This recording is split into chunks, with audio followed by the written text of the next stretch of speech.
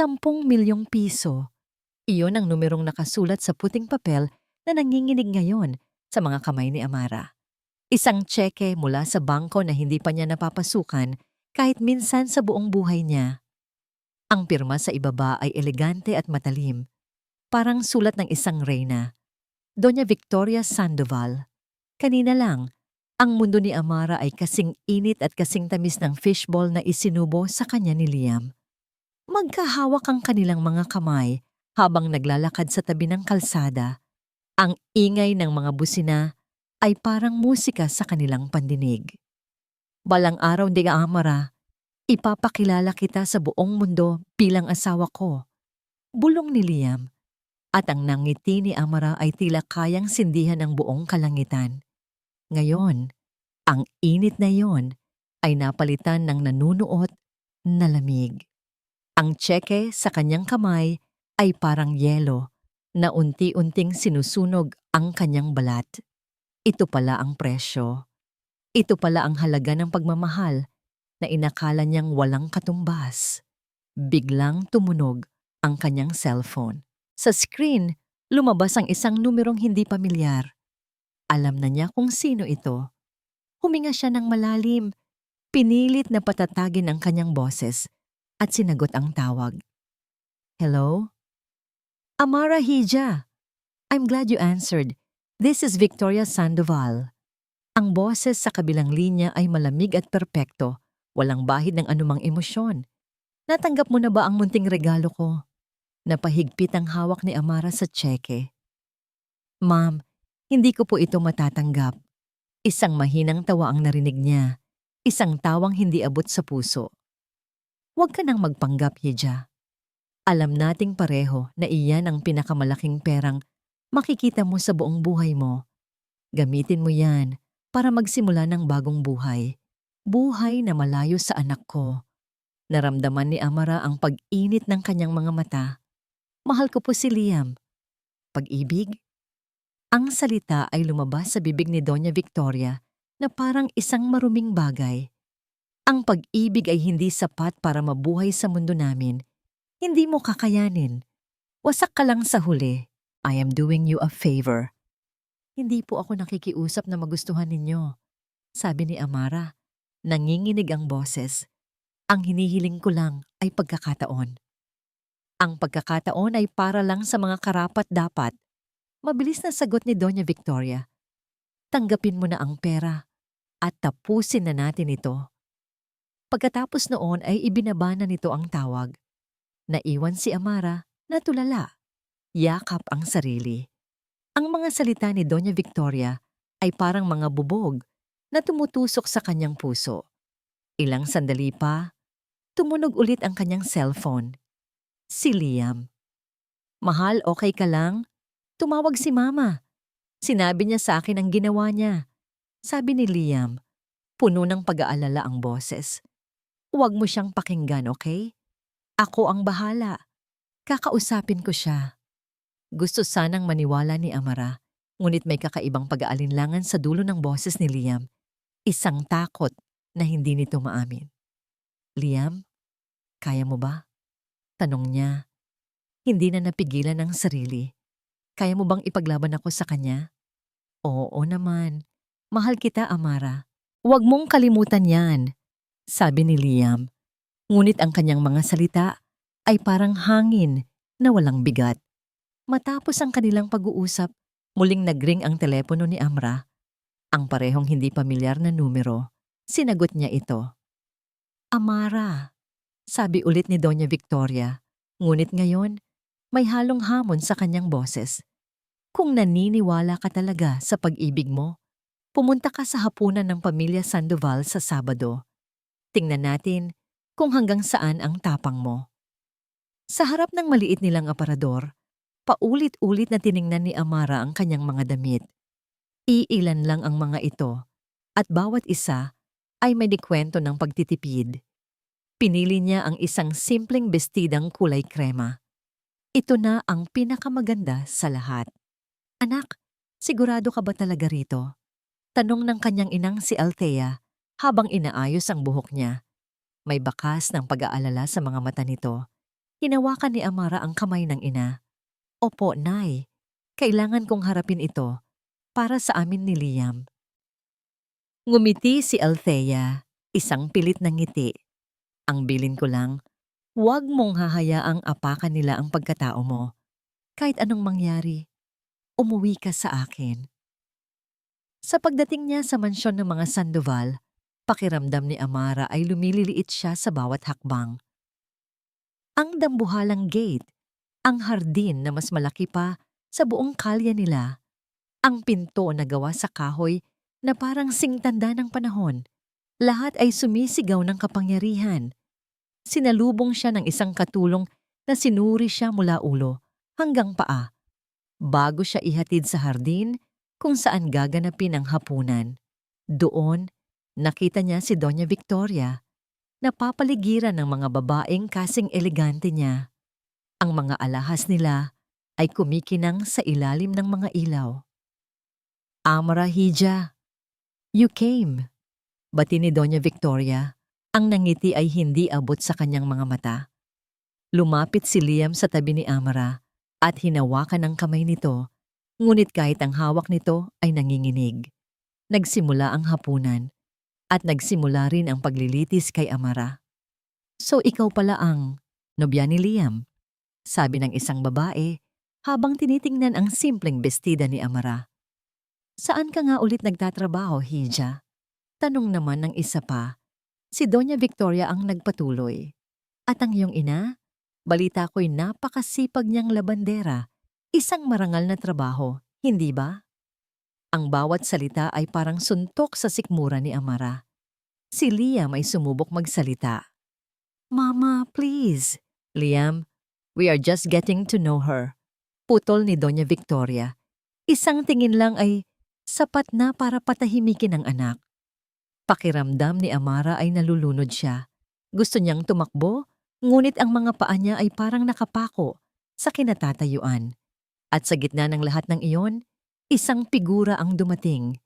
Isang babaeng naglalakad na parang sa kanya ang mundo. Maganda, matangkad at suot ang isang bestidang halatang libo-libo ang halaga. Isabel! Hija, you're here! Masayang bati ni Doña Victoria. Ang boses ay biglang naging malambing. Niyakap niya ang bagong dating. Tumingin si Isabel kay Amara at ngumiti. Isang ngiting puno ng awa. So this is her, sabi ni Isabel. Hindi kay Amara, kundi kay Liam. Napaiwas ng tingin si Liam. Iyon ang pinakamasakit sa lahat. Bago matapos ang gabi, kumuha si Doña Victoria ng isang maliit na kahon mula sa kanyang bulsa. Inabot niya ito kay Amara sa harap ng lahat. Isang munting regalo, Amara. Sabi niya, ang boses ay tumataginting sa kabantugan. Para naman hindi ka magmukhang kawawa sa tabi ng anak ko.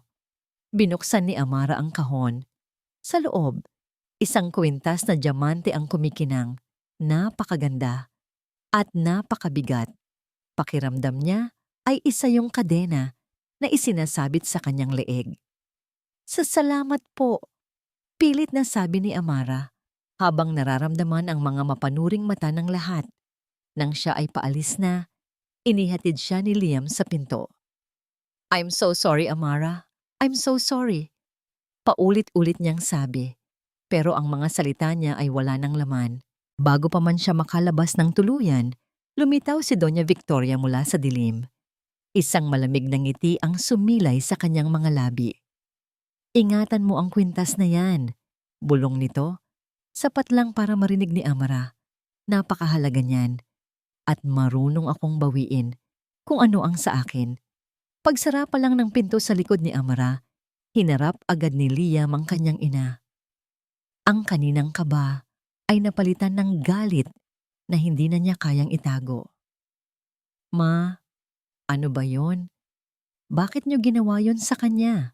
Nanggigigil na tanong ni Liam. Kalmado lang si Doña Victoria. Naglakad siya papunta sa isang maliit na mesa at nagsalin ng alak sa kanyang kupita. Tumingin siya sa anak na parang wala lang itong sinabi. Ang alin, Liam? Ang pagbibigay ng regalo? o ang pagpapakilala sa kanya sa mga kaibigan ko? Alam niyo kung ano ang ibig kong sabihin. Pinahiya niyo siya. Pinahiya niyo kaming dalawa. Huminga ng malalim si Doña Victoria at umupo sa isang antigong silya. Hindi ko siya pinahiya, Liam. Ipinakita ko lang sa kanya ang katotohanan. Ang mundong ito, ang mundong ginagalawan natin, ay lalamunin siya ng buo. Nakita mo ba ang mga tingin nila? Narinig mo ba ang mga bulungan? Ganoon ang buhay niya araw-araw kung ipipilit mo siya rito. Napahilamos si Liam sa kanyang muka. Kaya ko siyang protektahan. Isang mapait na ngiti ang gumuhit sa mga labi ng kanyang ina. Talaga? Paano? Itatago mo siya sa bawat party? Tatakpan mo ang kanyang mga tainga sa bawat chismis? Liam, anak, ang pag-ibig ay hindi sapat para mabuhay sa anino. Ang bawat salita ni Doña Victoria ay parang laso na dahan-dahang pumapasok sa isip ni Liam. Bigla niyang nakita ang isang larawan sa kanyang isip.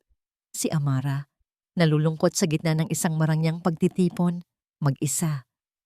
Si Amara, umiiyak dahil sa mga salitang hindi niya kayang pigilan. Tama ba si Mama? Kaya ko nga bang protektahan si Amara? Nakita ni Doña Victoria ang pag-aalinlangan sa mukha ng anak.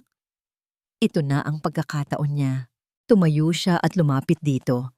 Hinawakan ang braso nito nang may paglalambing. Kung mahal mo talaga siya, malumanay niyang sabi, hahayaan mo siyang umalis ng may dignidad. Kailangan niyang maisip na siya mismo ang umayaw.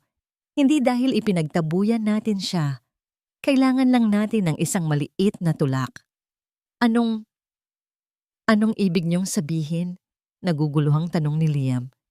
Kailangan nating ipakita sa kanya na ang mundong ito ay mapanganib para sa kanya. Isang munting takot lang, isang pangyayari na magpapakita sa kanya na hindi siya ligtas dito. Para sa sarili na rin niyang kapakanan, anak. Ito ang pinakamabuting paraan para protektahan siya. Napayuko si Liam. Ang mga kamao ay nakakuyom sa kanyang tagiliran. Nagtatalo ang kanyang isip. Mali ito. Alam niyang mali ito. Pero ang takot na ipininta ng kanyang ina ay mas malakas. Ang takot na masaktan si Amara sa hinaharap. Ano? Anong plano niyo? Halos pabulong niyang tanong. Hindi sumagot si Doña Victoria. Sa halip, naglakad siya papunta sa isang nakatagong safe sa likod ng isang painting. Binuksan niya ito. Mula sa loob, kinuha niya ang isang kahon ng alahas. Ipinakita niya ang laman nito kay Liam. Sa loob, nakalatag sa pulang velvet, ay isa pang kwintas na diamante. Kamukhang kamukha ng ibinigay niya kay Amara kanina. Lahat ng bagay ay may plano. Anak ko, sabi ni Doña Victoria, ang boses ay puno ng kasiguraduhan. Ang kailangan mo lang gawin ay manahimik at magtiwala kay Mama. Ilang araw ang lumipas na puno ng katahimikan. Para kay Amara, ang bawat araw na walang masamang balita ay isang maliit na tagumpay. Isang hapon, umuwi ang kanyang inang si Althea mula sa paglalabada sa mansyon ng mga Sandoval. Ngunit ngayon, iba ang ngiti nito. Isang ngiting magaan at masaya. Anak, hindi ka maniniwala, masiglang sabi ni Althea habang hinuhubad ang kanyang mga sandalyas. Napakabait sa akin ni Doña Victoria kanina. Pinainom pa ako ng juice at kinumusta ka. Napahinto si Amara sa kanyang ginagawa. Po? Si Doña Victoria? Oo, tinanong niya kung kamusta ka na raw, kung nakakain ka ba ng mabuti. Parang nag-iba na ang ihip ng hangin. Sabi pa ng kanyang ina. Ang mga mata ay puno ng pag-asa. Ngunit sa loob ni Amara, sa halip na saya, isang kaba ang nagsimulang gumapang. Masyadong mabuti para maging totoo. Masyadong mabilis ang pagbabago. Kasabay noon, nag-vibrate ang kanyang cellphone. Isang mensahe mula kay Liam. Mahal, konting tiis na lang, okay? Malapit ko nang maayos ang lahat. I love you. Napangiti si Amara. Ang mga salita ni Liam ay parang tubig na pumapawis sa nag-aalab niyang kaba. Siguro nga kinausap na talaga ni Liam ang ina nito. Siguro nga, ito na ang simula ng pagtanggap na hinihintay niya. Sa buong maghapon, sunod-sunod ang matatamis na mensahe ni Liam. Mga pangako ng masayang bukas, mga salitang nagpapataba ng kanyang puso. Dahil dito, unti-unting nawala ang kanyang pagdududa. Kinagabihan, nag-aya si Liam na magkita sila. Habang nag-aayos si Amara, napatingin siya sa maliit na kahon sa ibabaw ng kanyang mesa. Ang kwintas na diamante, kinuha niya ito. Malamig at mabigat sa kanyang palad. Siguro, ito na ang tamang pagkakataon. Naisip niya, isusuot ko ito para ipakita sa kanila na handa akong subukan. Isinabit niya ang kwintas sa kanyang leeg. Ang kinang nito sa salamin ay tila isang pangako. Handa na siyang umalis nang biglang tumunog ang kanyang cellphone. Isang pamilyar na numero, si Doña Victoria. Nag-aalangan man ay sinagot niya ito. Hello po? Ang narinig niya sa kabilang linya ay hindi ang malamig at kalmadong boses.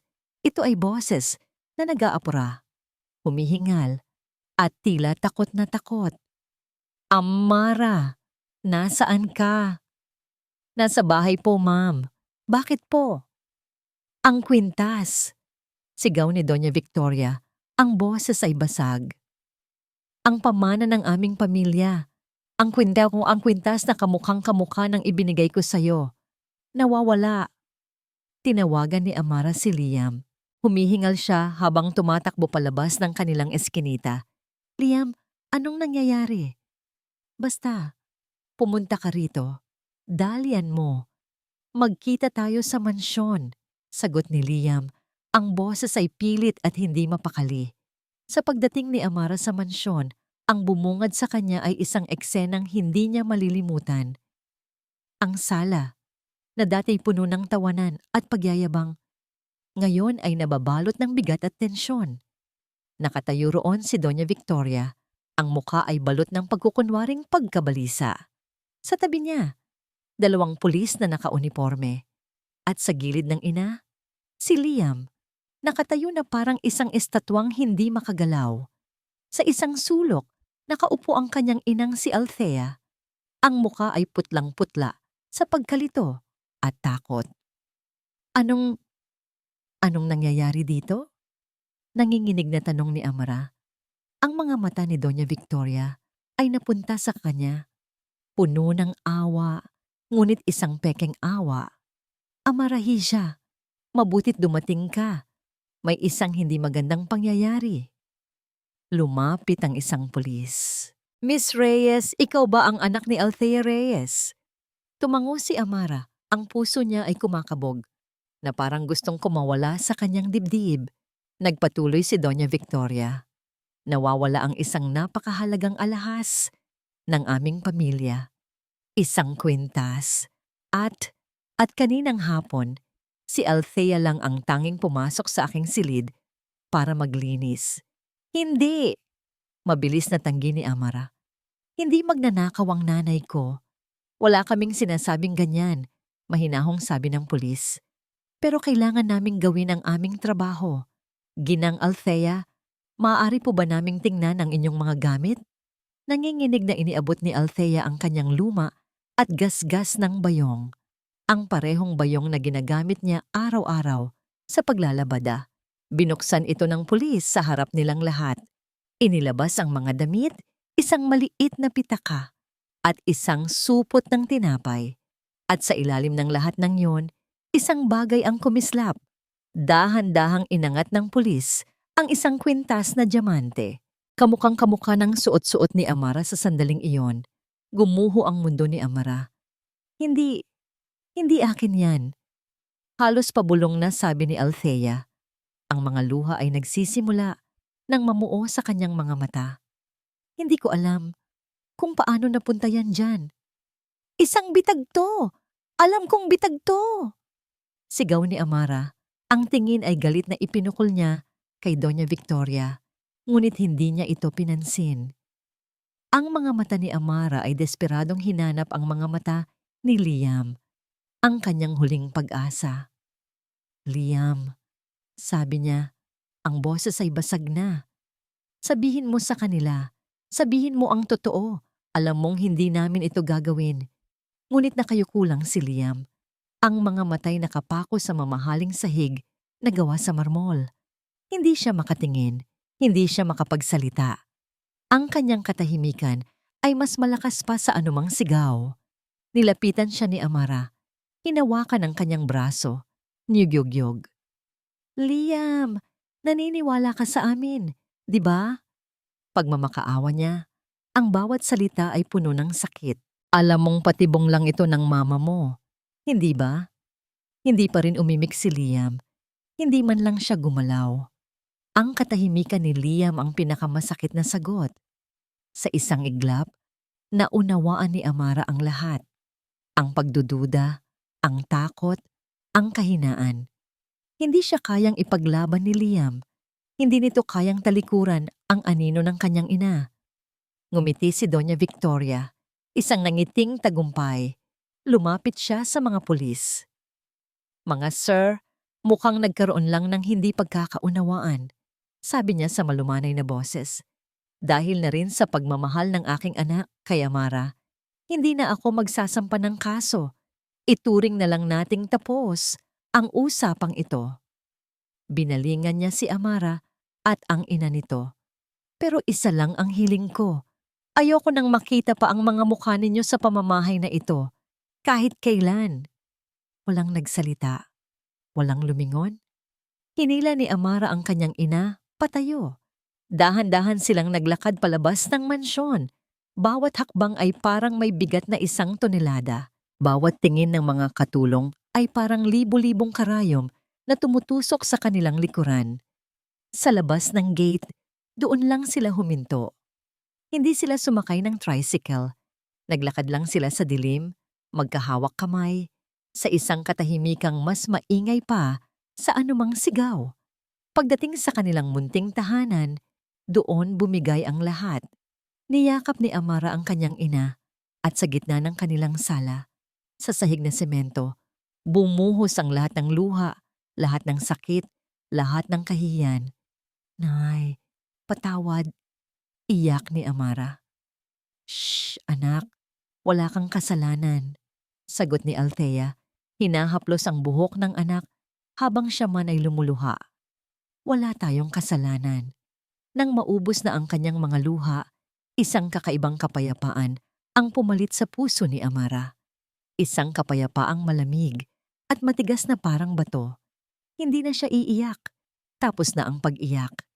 Kinuha niya ang kanyang cellphone. Sunod-sunod ang missed calls mula kay Liam. Hindi niya ito pinansin. Binuksan niya ang message thread nila. Ang mga matatamis na salita ni Liam ay parang isang panunuya. Dahan-dahan, nagtipa siya ng isang maikling mensahe. Ang pag-ibig na walang tiwala at respeto ay pekeng alahas lang. Maging masaya ka. Tapos na tayo. Sinend niya ito. Pagkatapos, kinuha niya ang kwintas na suot niya. Walang pag-aalinlangan, inihagis niya ito sa basurahan.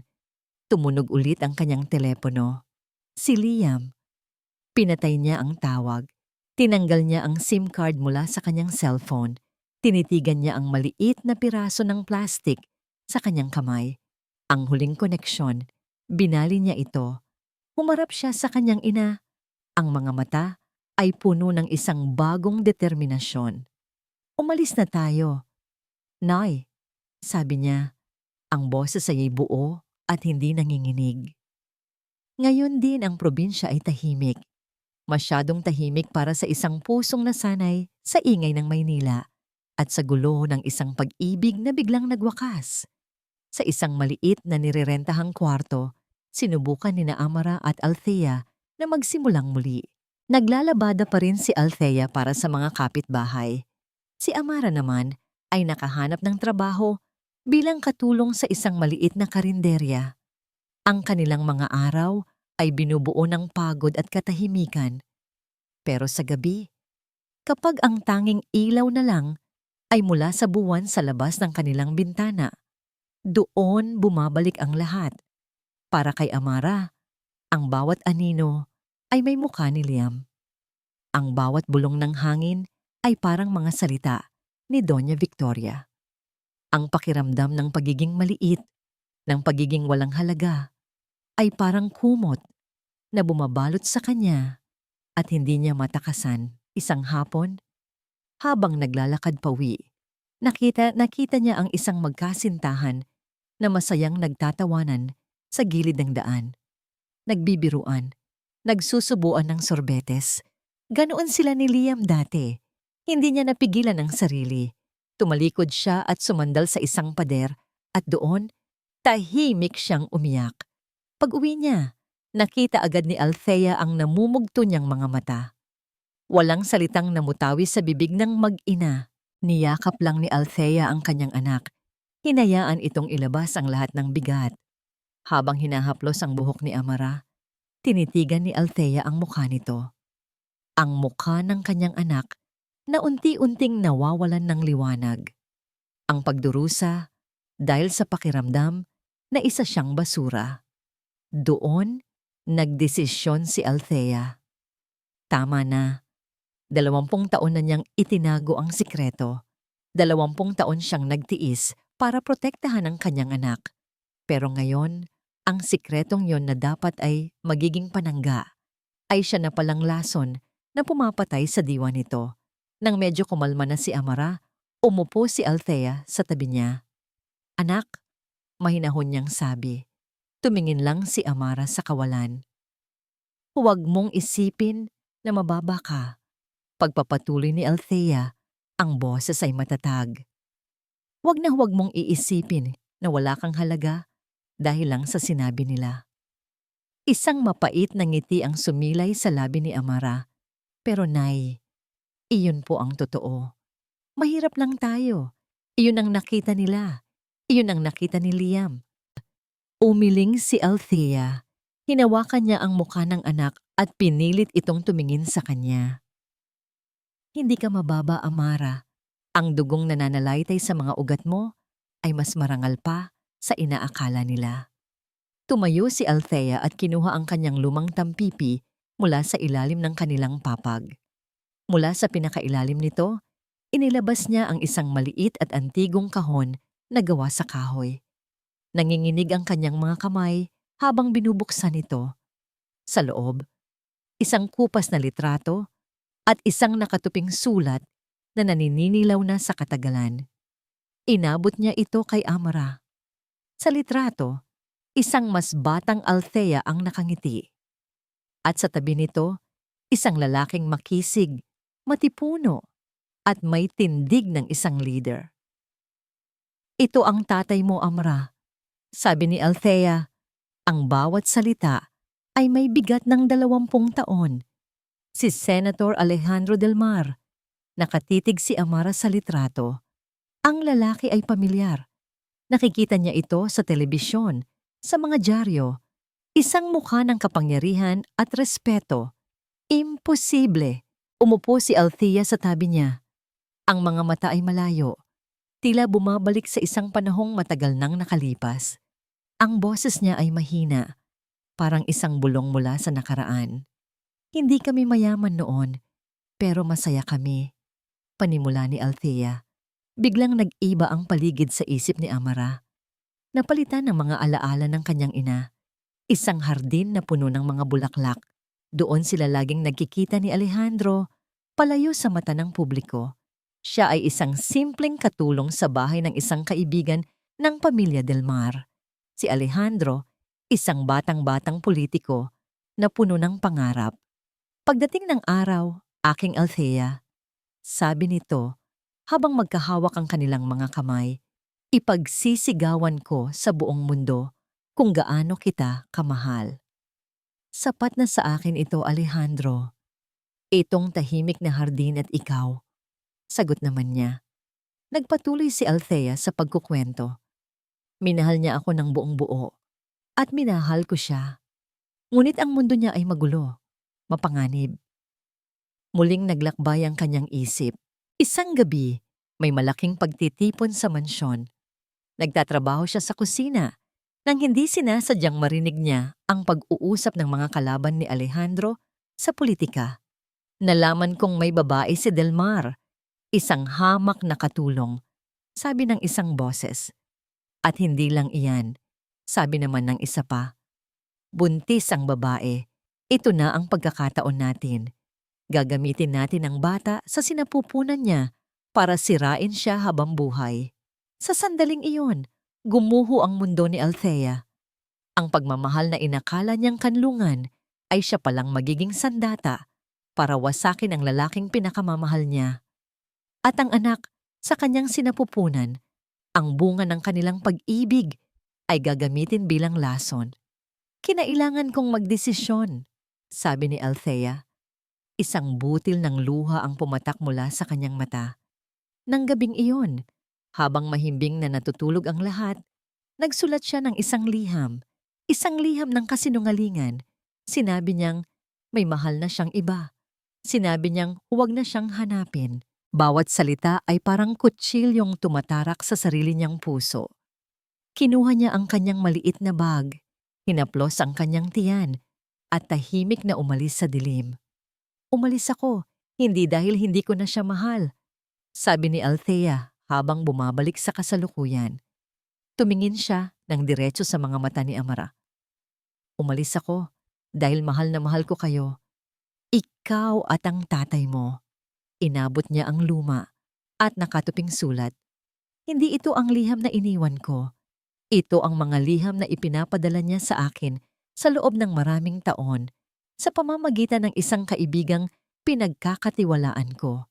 Hindi siya tumigil sa paghahanap sa atin.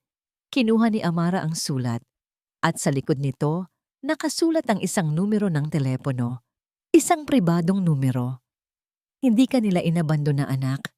Pinili kong itago ka para magkaroon ka ng normal na buhay, malayo sa panganib, sabi ni Althea. Pero ngayon kailangan mong malaman kung sino ka talaga. Nanginginig ang mga kamay ni Amara habang hawak ang kanyang cellphone. Tinitigan niya ang mga numero. Ang bawat numero ay parang isang hakbang palayo sa buhay na alam niya at palapit sa isang katotohanang hindi niya sukat akalain. Huminga siya ng malalim. Dinayalin niya ang numero. Isang ring. 2, 3.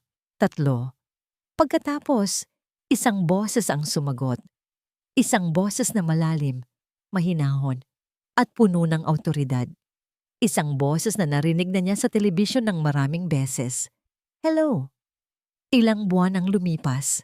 Sa loob ng pinakamarangyang ballroom ng isang hotel sa Makati, ang hangin ay puno ng tunog ng mga nag-uumpugang kopita, ng champagne at mga pekeng tawa. Ang pagtitipon ay para sa engagement party ni Liam Sandoval at Isabel Chua, ang pagsasanib ng dalawang makapangyarihang pamilya. Si Liam ay nakatayo sa tabi ni Isabel, isang perpektong nasangiti ang nakapaskil sa kanyang mukha, ngunit hindi ito umabot sa kanyang mga mata. Ang kanyang mga mata ay blangko, parang isang taong nanonood ng sarili niyang buhay mula sa malayo.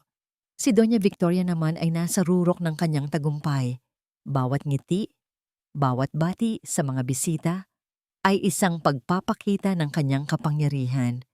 Nakuha niya ang lahat ng gusto niya. Habang nasa kalagitnaan ng kasiyahan, isang malakas na bulungan ang nagsimulang gumapang sa buong ballroom. Dahan-dahang bumukas ang dambuhalang pinto. Lahat ng mga mata ay napalingon doon. Unang pumasok ang isang lalaking may tindig na kilala ng buong bansa.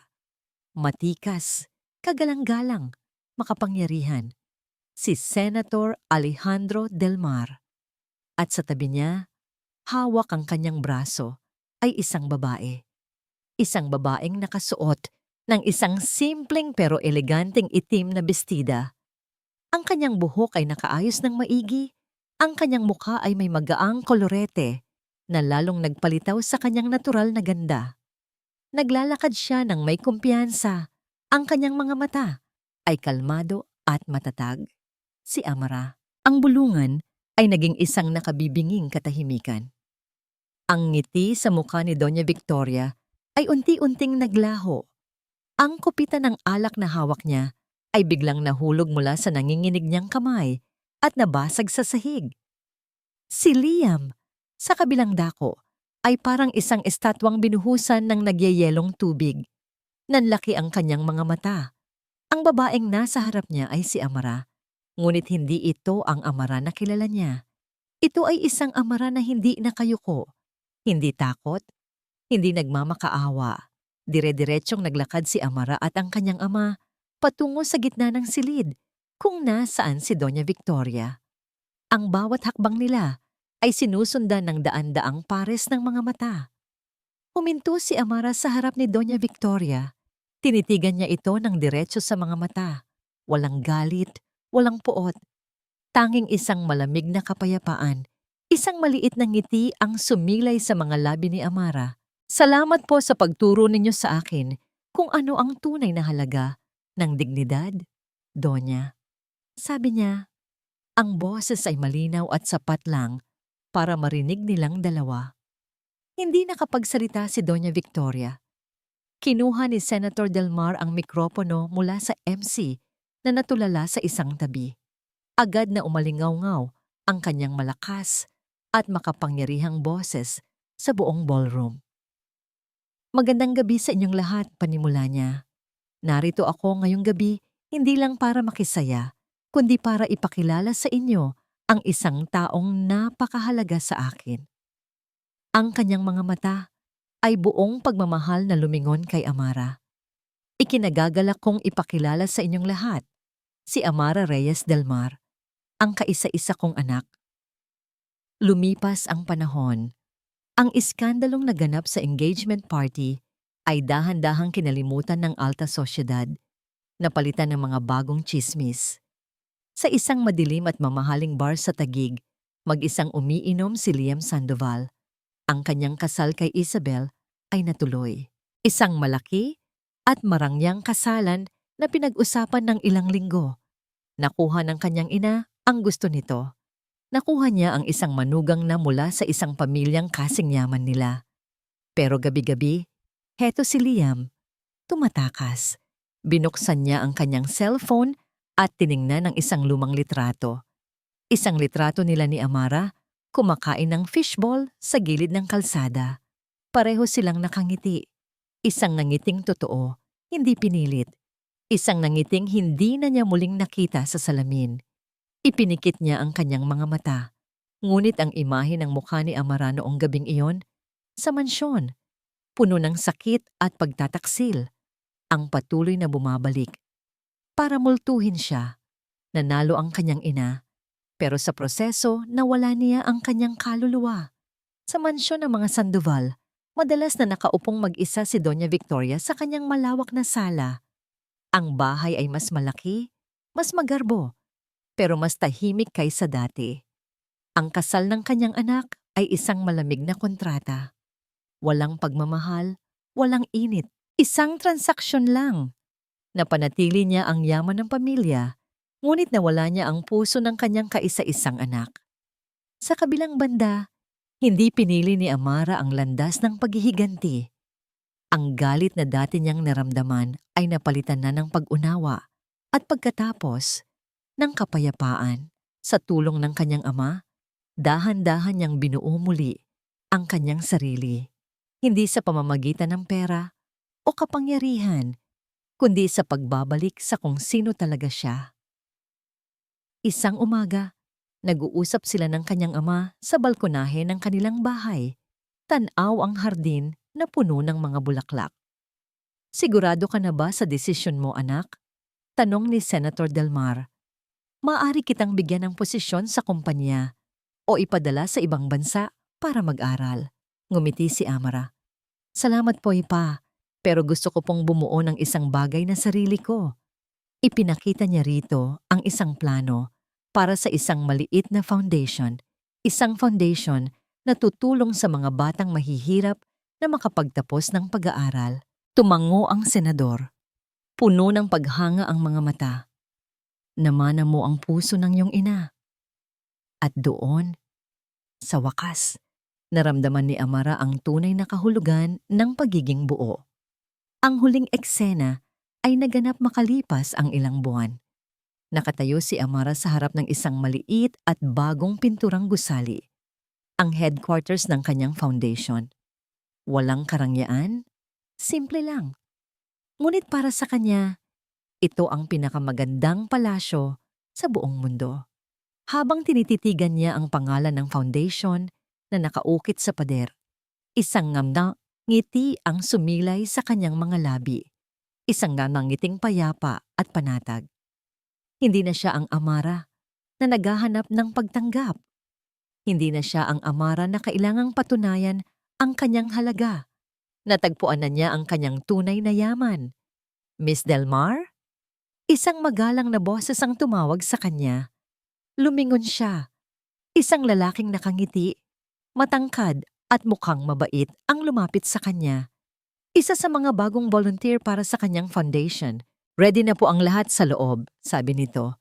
Ngumiti pabalik si Amara. Salamat. Magsimula na tayo. Sabay silang naglakad papasok sa gusali, patungo sa isang bagong simula.